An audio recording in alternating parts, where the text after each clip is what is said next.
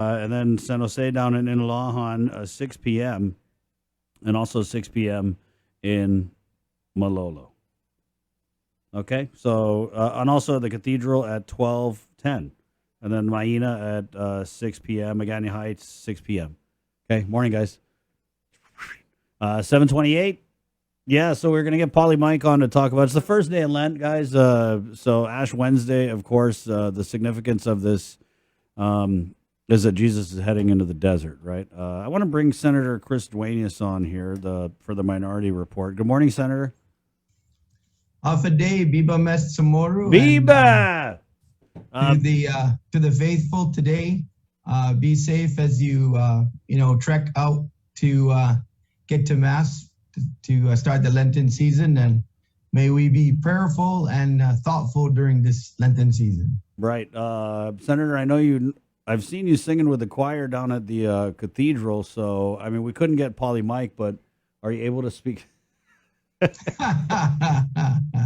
Oh, Chris. Yeah, I'm just kidding. So what are you giving up for Lent, Senator, if you don't mind me asking? First of all, there's a reason. I have a good friend who always reminds me that, church is not a hotel for holy rollers. It's a hospital for sinners. so most of us are there because we really need the help. So for me to speak on those matters, probably not going to happen. But I'm thinking pretty much going to give up red meat. I really enjoy my steaks. Nice, yeah. And so looking at giving up red meat. I'm going to give up blue meat for Lent. That's all. No, I'm giving up rice, Senator. I decided to give up rice just this morning. This just in, giving up rice. Oh, thank you. Pinky commented in here. Manilao has Mass Santa Teresita, noon, 5 and 7 p.m. Good morning, Senator. So you're giving up red meat, right on. Good morning. Yeah, I was listening to you on the way in, and thank you. Thanks for listening. I couldn't agree with you more on the issues of the public health emergency. I think when we compare, the two PAG chairs, right? Yeah. Physician Advisory Group chairs. The one thing that I saw that I thought Dr. Wen was trying to do was basically trying to move from the emergency to more the public health side, right? Which was the emergency, and just going back and thinking about it as we're in March now. I remember my wife and I sitting in our vehicle. We were going shopping. That we just happened to have been going shopping when the announcement was starting to come out.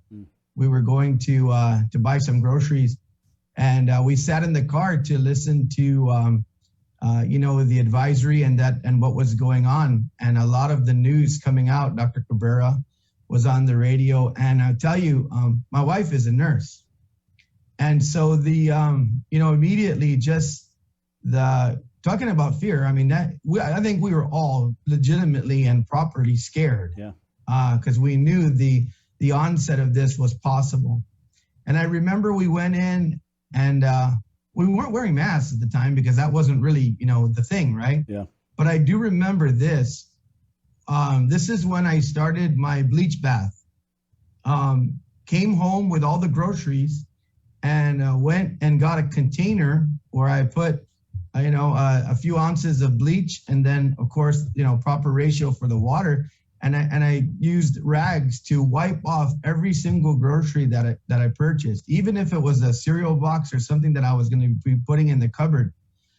Because what we knew at the time was, what we were told at the time really was that the reason why this virus is so dangerous and so difficult to manage is it's invisible, right? Well, most viruses are invisible. But what I mean is the contagiousness of it and the issue that you're walking around with people who have absolutely no symptoms, and they could be touching products that you're going to touch, or you could be within a space of them to catch something, and you wouldn't even know it, whereas you would know because another person typically who has the flu would be coughing, sneezing, and look symptomatic, right?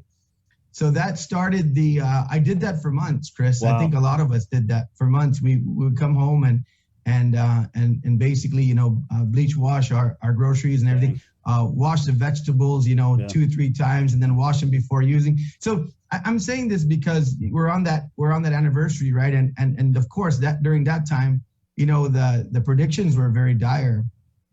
And much like our storm season, right? I think they tried to at one point match up even the conditions, right? Conditions of readiness almost matching. Yeah. So fast forward and moving, right? I'm a COVID survivor now, a year and a half. That August after that March of the onset, I caught the first variant, the first COVID original, I guess we could call it. Right. But Alpha, but the thing is, but the thing is that as it went forward and as we started to manage it, I think the thought was it would move into a situation where kind of like storm emergencies and other emergencies, or where you have rescue and recovery, right?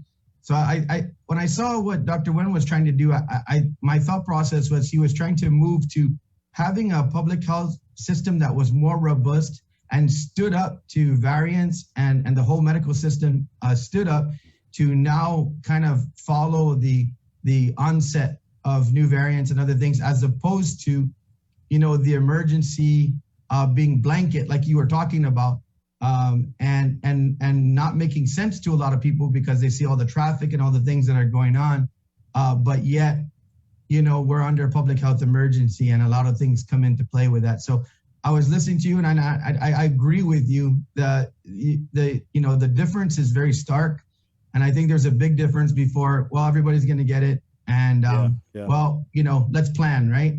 But let's plan on the public health side more, and keeping the people informed and doing more on that area for monitoring and trying to control it, as opposed to an emergency that's a blanket emergency that doesn't feel like an emergency.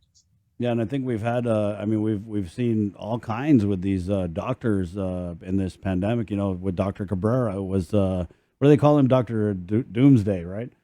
He had made the prediction 7,000 deaths, and I think that whooped a lot of people into gear. You know what I mean? And maybe hearing that, and there were people who were very skeptical at the time.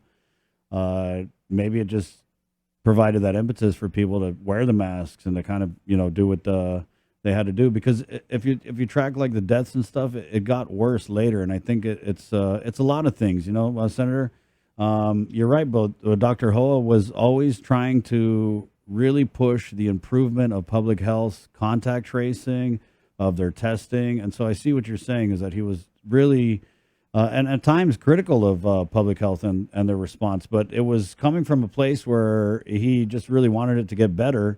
So that we can, return to normal, right?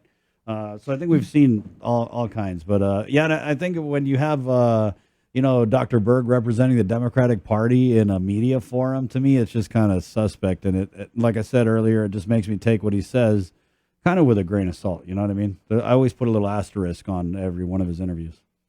Well, I think also, Chris, if you notice too, right? I mean, a lot of some of the different chats that I'm on, I've got talk about giving up for Lent, right? And also I see Paulie Mike's coming on. Yeah. Also probably exercise, right? But with not only giving up but doing more, right? Helping people, and maybe that means walking the streets and exercising a little bit more and seeing where we can help, right? But the thing is a lot of my group and a lot of my friends have been saying, hey, we need to start talking about our health. We really, when you look at the DOAs and you look at a lot of these situations, the comorbidities are very, very extreme. And so the thing is that why are we not also making sure that that's a really, really huge emphasis, right? Yeah. We this thing is, there's a lot of issues, and maybe people just taking a little bit better care of themselves, getting more proper rest, eating a little better, things like that can lower their comorbidities and their survival possibilities, right? Senator, I kind of disagree with not what you're saying, right? But this idea, and I hear it from a lot of my Republican-y friends, this idea that, we're not promoting health and wellness. Why aren't we promoting health and wellness? And I just got to say that we have been promoting health and wellness since long before this pandemic. I mean, it is a billion dollar industry.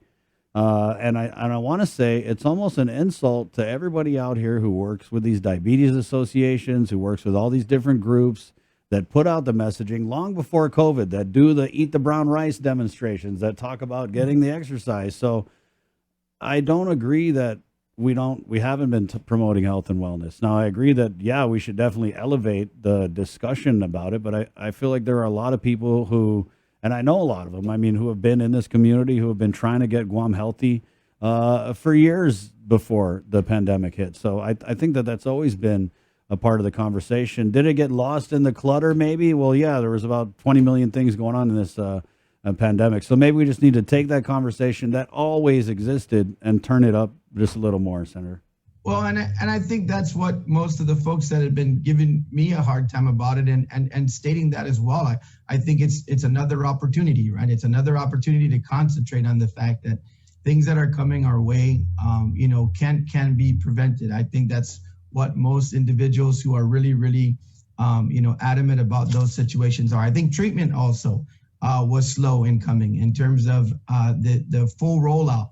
And seems like it took, when treatments were here, it seems like it took a while to be able to say, get to these places for the monoclonal treatment and things like that. And I think there was a little bit of an agenda there to continue to try to push vaccination, which of course is extremely important. And those who know that they need it and believe that that's the best thing to do, it's been available. I got to say that that's been one of the really, really strong parts. I think that the capabilities that the Guard, as National Guard and others have put forward was really remarkable in terms of the numbers that they were being able to handle.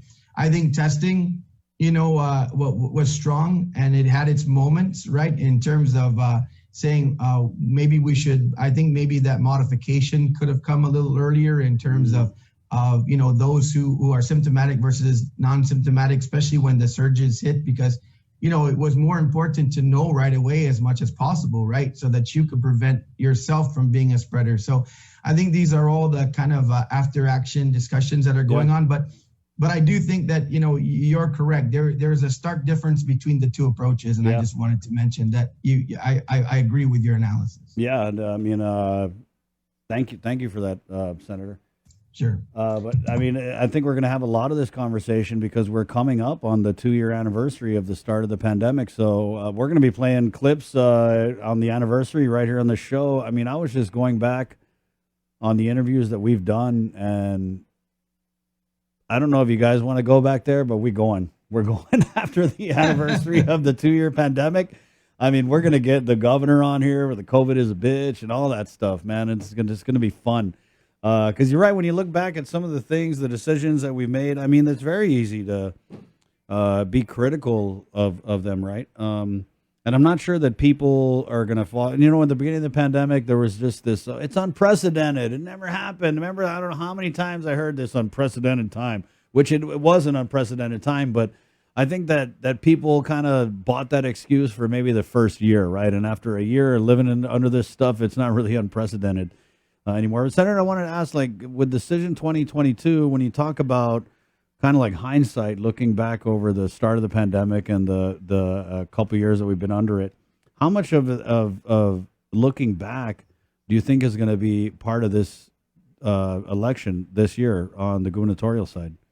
Because I understand, like, they want to look back and be critical, and I mean, obviously it'll resonate with a lot of people, but also I'm pretty sure that they feel like they got to tell people what they're going to be doing looking forward. Yeah, it's kind of interesting because when Governor Camacho announced, minutes after his announcement with Senator Ada, the first thing that happened coming out of the Democratic Party of Guam was looking back. And I got to say that I believe on your show and other shows, Senator Ada and Governor Camacho have done a very good job about talking about some very solid, issues and things that got done during the Camacho administration. No governor in the last 2 decades has built 5 schools. Governor Camacho did that.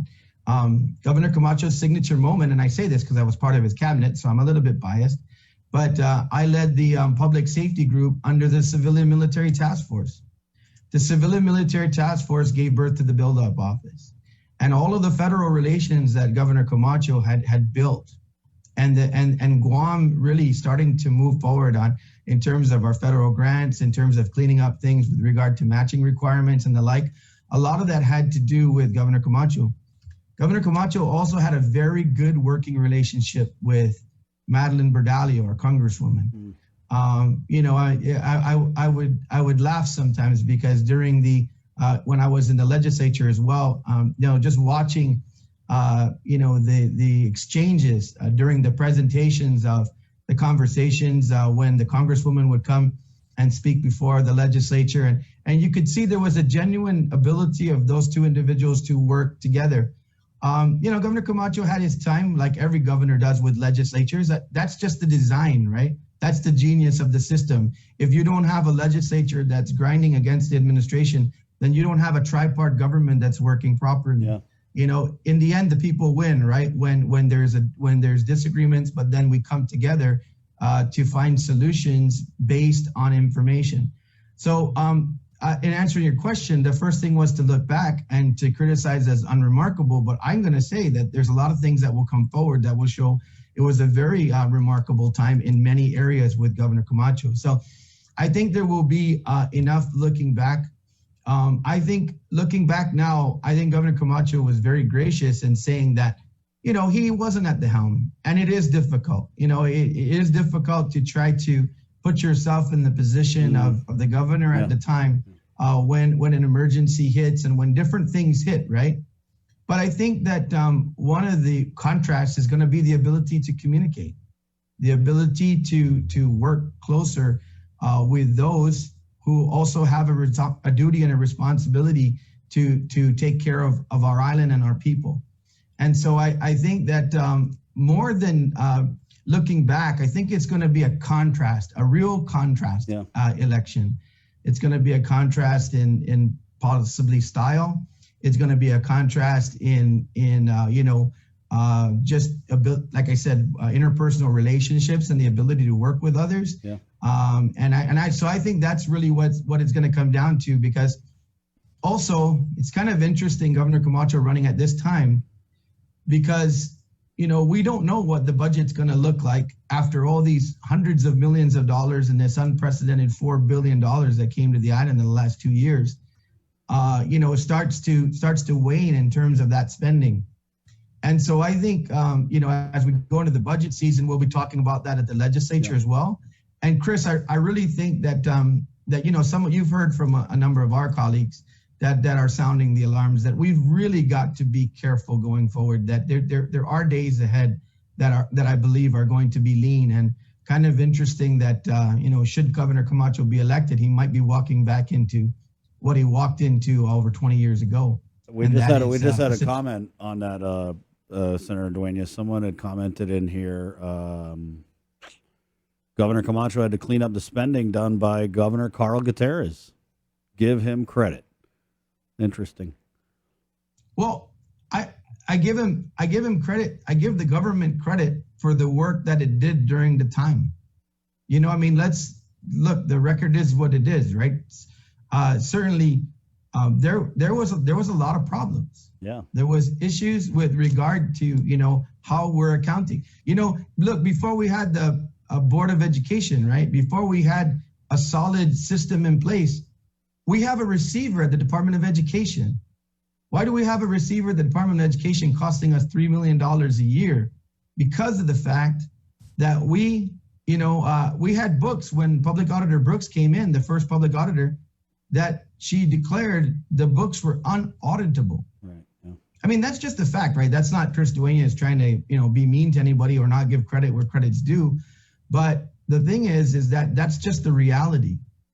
And so the thing is that going forward, we have to, you know, basically celebrate our successes. We have a public auditor right now that I think really, you know, anybody who's spending money in the government, you know, has a reason to wake up in the morning and get to work and have a little bit of fear in them, that making sure that their numbers are correct and that the expenditures that are being done in a proper manner. Yeah. and procurement and the like. And I've never seen, Speaker BJ Cruz, Public Auditor BJ Cruz back away from any fight, regardless of what side of the fence it's on. So I think, Chris, this is what the people ask for, and that's what we have to present, and that's what we have to give them an opportunity to see who we are and what we're doing. Are we perfect? No. We're going to make mistakes, and we've made mistakes, myself included. But the thing is that if it's going to be looking back and looking forward, I think it's going to be quite a contrast, and I feel very confident in Governor Camacho. Right on, Senator Duenas. I had a feeling you were going to say that. I got to get Polly Mike on, though, because we're getting blown up here on the Lent. But thank you. We gave you a good, hard 18 minutes. Appreciate it. Senator, I wanted to talk to you about some more current issues, and I'm sorry we kind of got caught up reflecting on the last couple of years. But like I said, I feel like a lot of that's going to be happening in the next few months. So we'll be sure to get you back on for the next Minority Report. Again, it's Minority Leader Senator Chris Duenas. Thank you, Senator. Hey, thanks a lot, Chris. Have a great day. And I think we need Polly Mike now. Yeah, we're going to get people are wondering about is chicken meat. So we're going to settle that once and for all again, because we ask it every year. We asked it when it was containing COVID. We asked it when it was the link. I'm about to ask it again. Thank you, Senator. Many blessings. Take care, you Chris. Too. Take it easy. Yeah, I mean, Senator Duenas is it's. And I think that what he had said about, minutes after the press conference started, the governor came out with the announcement about the Programa and Salapi, and then you had the Democratic Party come out with a release calling Governor Camacho's 2 terms unmemorable and unremarkable. What do they expect, though? To me, I could just outside looking in, it just looked like a big flex. It looked like Lou and Josh